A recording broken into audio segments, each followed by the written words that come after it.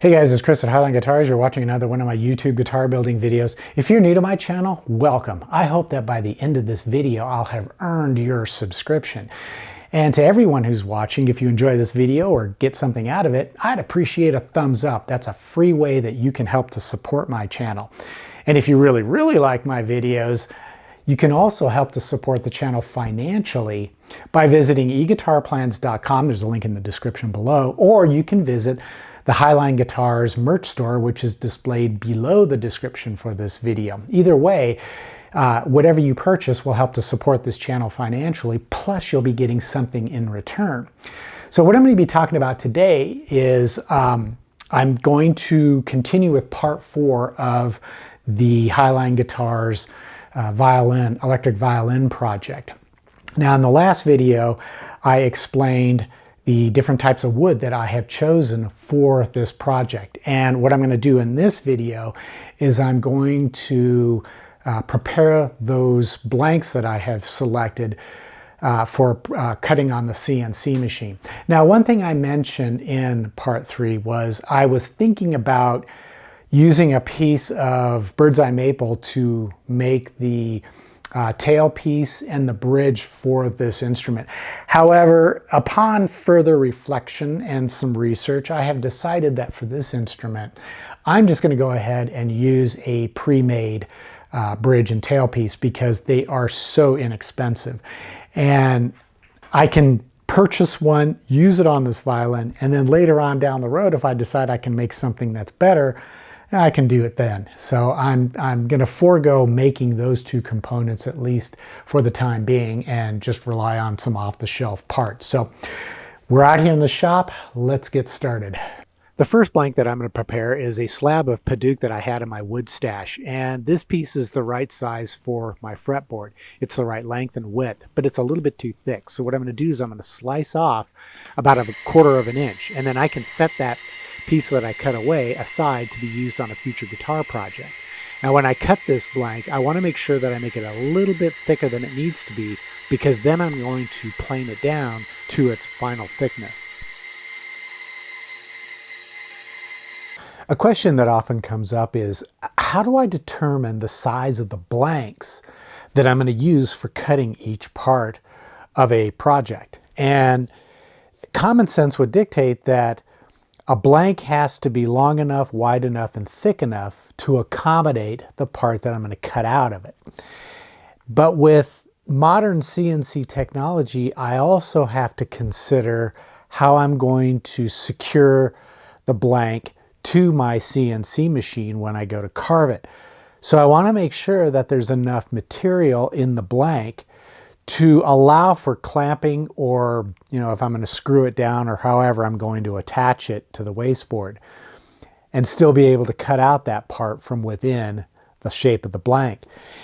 Oftentimes what I'll do is I will check my stash first to see if I have wood available that will work for a particular project. If I don't, then I'll head out to the local lumber supplier and see what they've got. But oftentimes what happens is I'll find a piece of wood either in my stash or at the local lumber supplier that's going to give me an opportunity to get creative in how I lay out the parts as I prepare the CNC G-code files. And this can allow me to come up with creative ways for cutting out the parts as well as to assemble them. So there's really no set approach for this. I guess the most important thing you have to bear in mind when choosing wood to make your blanks is just to make sure that it's large enough to accommodate the parts, as well as whatever method you're going to use to clamp it down, either to your CNC machine or to the workbench that you're going to be working on. Now, if you're like me, shop space is somewhat limited, and to make the best use of the space, I've built a couple of these flip-top tool stands so that I can store tools in a much more efficient manner. And when I need to use a tool, I can just flip the top and bring up the tool that I need to use, which in this case is going to be my 13-inch planer. I bought this 13-inch rigid planer off of Craigslist several years ago from a guy who had owned it and only used it maybe once or twice for a home improvement project. So it was in perfect condition when I got it. And I love this planer because it does a great job planing the wood, and it's easy to maintain, and it's always precise and accurate. But I will skim off small amounts of wood with each pass and then check it with my digital calipers, and I will gradually creep up on that final thickness.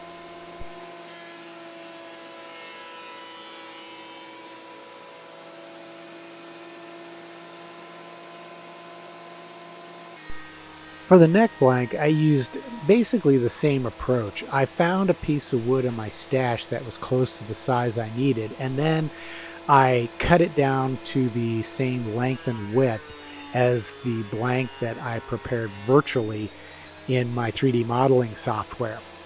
And then once I had that done, I was able to run the blank through my planer to get it planed down to the final thickness that I'm going to need for cutting the neck components out before assembling the neck.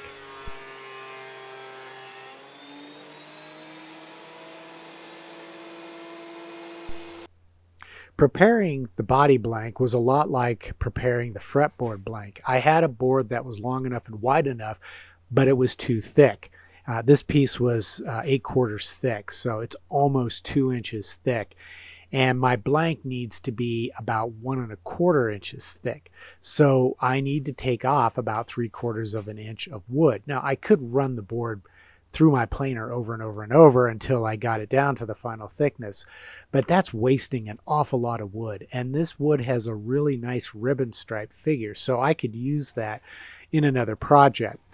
As a result, what I'm going to do is I'm going to mark off where I need to slice off the wood, and I'm going to run this through my bandsaw in order to remove that excess piece. And when I mark this, I want to make sure that the board that I'm going to be using for this particular project is going to be cut a little bit thicker than it needs to be, because then I'll plane it down to its final thickness.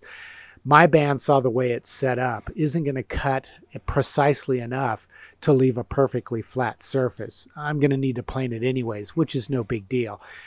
In fact, I prefer to plane it to get it precise.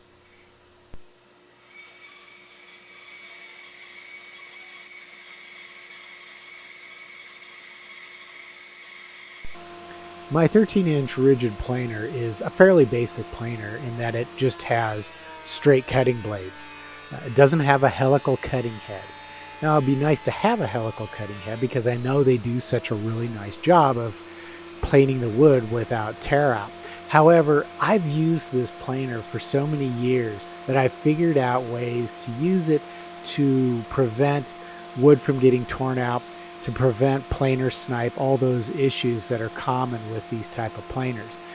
And so the end result is I get a pretty nice surface after I've run it through the planer.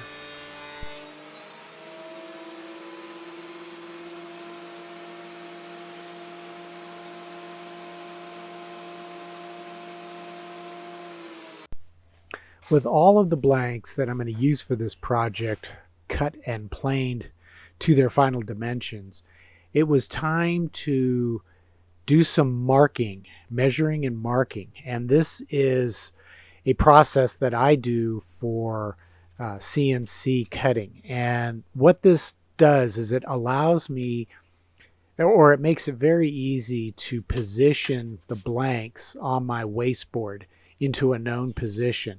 It also allows me to, in the case of projects where I'm going to be carving into both sides of the blanks, it makes it easy to very quickly position and then carve and then reposition the board so that the two sides are indexed to one another as I do two-sided carving. So what I'm doing is I'm marking a center line along the length of the blank. Then I'll mark a center line across the width. And I just do this on one side. But then what I'll do is I will transfer those lines down the sides of the blank at each end and on each long side.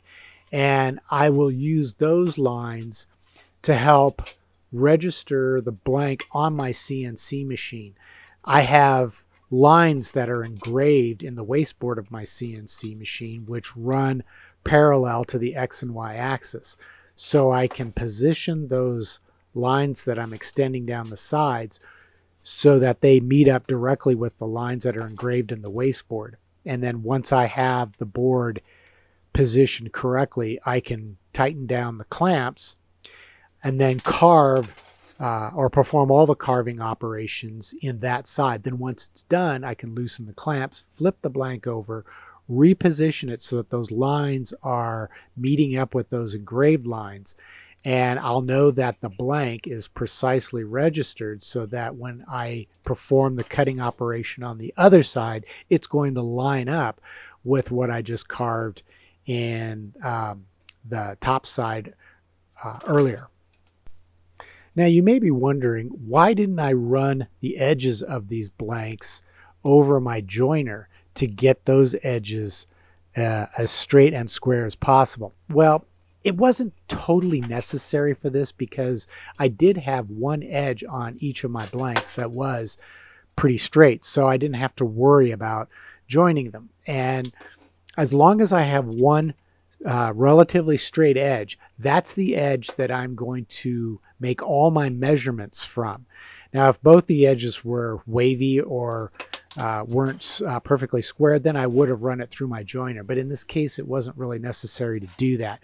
I had at least one edge that I could rely on to get my measurements accurate. And as long as I do the measurements from that one straight edge, I know that the center line marks that I make and the extended lines down the sides are going to be accurate. As far as precision is concerned, I often tell people I'm making guitars. I'm not making rocket engines.